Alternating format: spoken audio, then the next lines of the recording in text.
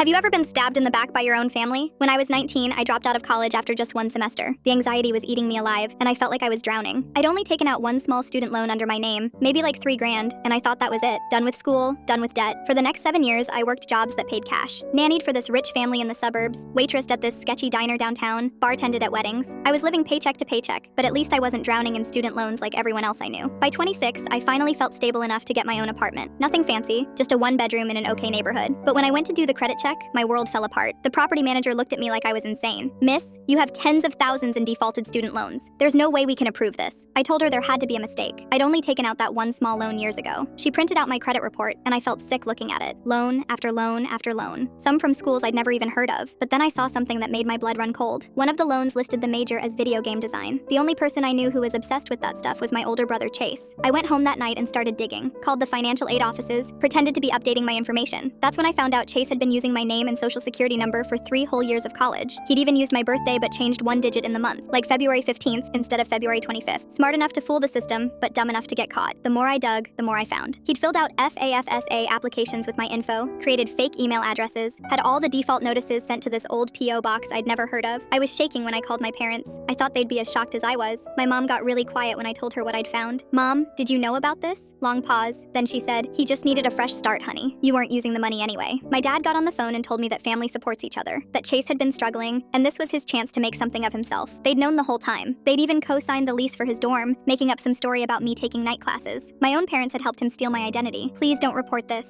my mom begged. "Think about what this would do to the family." But I was done thinking about the family. I filed a police report the next day. Chase denied everything, even when the cops showed him photos from his student ID. His face, my name. He claimed someone else must have stolen both our identities. It took 6 years. 6 years of my wages being garnished. 6 years of ruined credit. 6 years of not being able to rent apartments, get car loans, or do anything normal people do. The Department of Education finally acknowledged it was fraud, but only after I'd already paid back thousands of dollars. Chase was never charged. The prosecutor said it would be too hard to prove intent since we're family. And when my dad died of a heart attack last year, my mom called to tell me the funeral details. Then she called back an hour later. "I'm sorry, but Chase doesn't want you there. He says you destroyed this family." I wasn't invited to my own father's funeral.